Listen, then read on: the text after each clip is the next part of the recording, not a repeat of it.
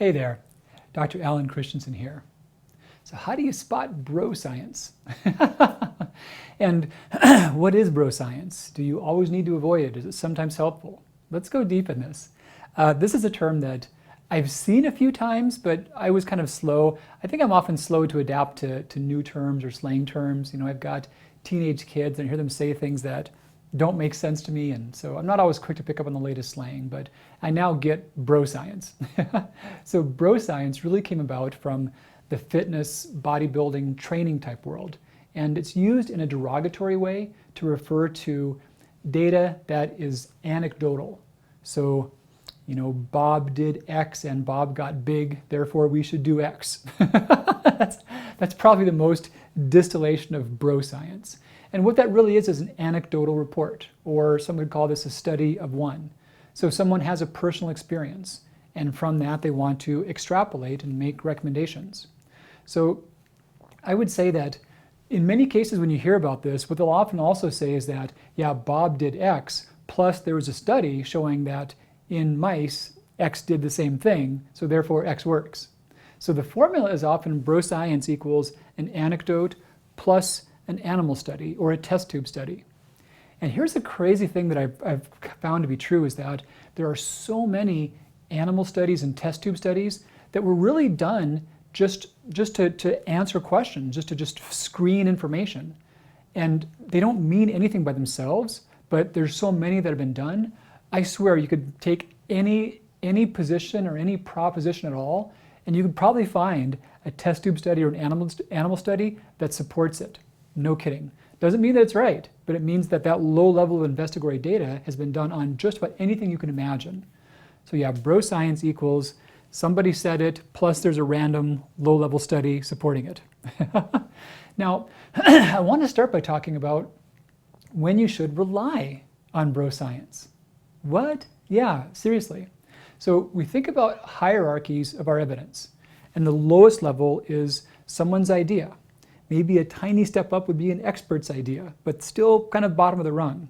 Above that, we've got the test tube studies, then we've got the animal studies, then we've got this whole realm of human research. And the top of that would be interventional randomized controlled studies, we've got epidemiology, we've got outcome studies, so they're all at this next level of echelon. And you can think about this like up and down. So when do you want to rely upon lower evidence? You actually do when there is no higher evidence. And there's a really dramatic example of that. So the British Medical Journal, they have this hilarious study called the parachute study.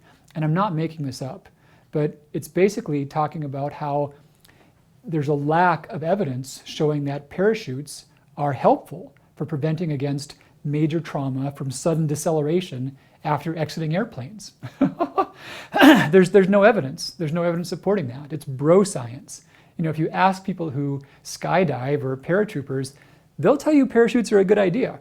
But they can't point to any high-level human studies, probably not even any animal studies. So there's really no good data saying that that's true. But because there's no higher-level data, we can reasonably rely upon that lower-level data, especially because the possible implications of ignoring that data could be pretty major. And they close out the abstract saying that because some people have taken levels of evidence too far and they become blinded to the valid use of anecdotes. You could say the same thing about breathing. There's been no double-blind studies on breathing. So many have disregarded valid things just because there's a lack of high levels of evidence.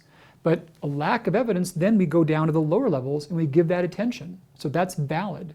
That's a valid use of broscience, is that when there's no higher science. But the invalid use is when there is higher science, you know, when there is good data and objective data does exist. And a few reasons, a few nuances, there's a lot of ways by which even a personal anecdote that could be so real, there's some things you cannot really determine. So think about Alzheimer's disease risk, for example. There's nothing you can do today, no matter how good doing something makes you feel or changes any other measurable thing in the short term or how much sense it makes to you. There's no way you can know how that changes your risk of a disease decades down the road. You can't know that. You could guess that, you could have strong expectations, but you don't know that. So those are cases to where we don't want to rely upon bro science, we want to see actual long outcome studies. Also, the other difficulty is that some things have variable metrics. So thyroid antibodies being a big case in point. If you ever did check your thyroid antibodies every day for a month, you would never see the same score twice, or very rarely. There's a lot of ways by which your body, your immune system, and also just lab variabilities don't always yield the same result on that test. So to test it once or twice and to say, oh, here it was lower and here it's higher, therefore whatever I did between here changed that, that's not necessarily accurate. That's an inherently variable metric. So those are cases to where also it's good to put weight on larger studies. And what is a larger study? You know, I think in many cases we get divorced from this realm of science, and it's like that's not for us. Maybe Bill Nye comes to mind. There's the guy in the lab coat with a bow tie who's doing something with glasses on, and we don't always get it, and it's not always meaningful to us. But think about it this way. Let's say that you had 100,000 girlfriends, and you could ask them and say, hey, they've all got thyroid disease, let's say, and you could ask them and say, hey, could you all just try this diet for 10 years and half of you do it differently, and let's just see what happens. Wouldn't that be awesome? Wouldn't that just save a huge amount of struggle on your part? Well, that's kind of what big experiments are. They've been done, and they've taken a lot of that legwork and done that for you. So what are other reasons to avoid bro science and not pay attention to that? Well, some things are very subjective.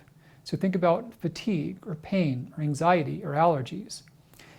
I personally don't put a lot of weight on my own personal experiences in the short term.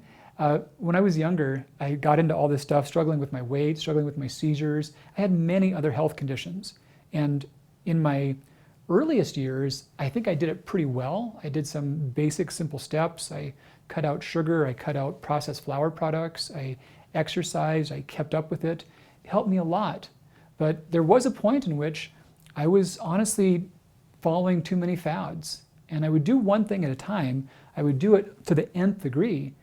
And what I noticed was that I would read a book, like, I don't want to, no, I loved the book, loved the author, I don't want to denigrate anyone, but I would read a book and I would just be so convinced, this is it, this makes sense. They've got a coherent strategy. Disease comes about because we've combined our foods wrongly, or because we're having too few alkalizing foods, whatever it was. And I would just get wrapped up in that and so enthralled, like, this is the answer I've been looking for. And I would do the diet exactly as told. And without fail, the first few weeks, first several weeks, life was good. I felt so much better. I saw big improvements in many symptoms of energy, mood, anxiety, chronic pain, whatever it was. I was on track. But it always would fizzle. I'd get maybe at the most a few months, and then usually the diet was so restrictive that other problems would start to surface. And the cycle was that oftentimes in this belief system, there'd be reasons why you're not trying hard enough. You've got to cut out more. You've got to reduce this. You've got to change that. And I would do it. I would take the next steps. And same thing at first, that's what it was. Thank goodness. It still makes sense. I just had to tweak it this way. But it wouldn't pan out. And I did that so many times that finally I saw what the pattern was. And that it's very easy to get emotionally invested in an idea and have that part by itself change a lot of symptoms. So that's why I personally put less weight on bro science or anecdotes, because I've seen myself chase my tail so many times doing so. And if there is no higher evidence, then bro science is good. I'm all for parachutes if you're skydiving. I'm all for breathing, even though we don't have big studies on those things. But when there is higher evidence, we've got to put so much more weight on that than this bro science. Take great care. We'll talk again really soon. Bye-bye.